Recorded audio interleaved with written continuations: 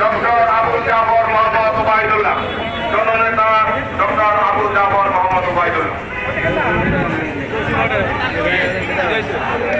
আসসালামু আলাইকুম ওয়া রাহমাতুল্লাহি ওয়া বারাকাতুহু। সম্মানিত সভাপতি, প্রধান অতিথি, নেতৃবৃন্দ, সাংবাদিক বন্ধুগণ, আজকে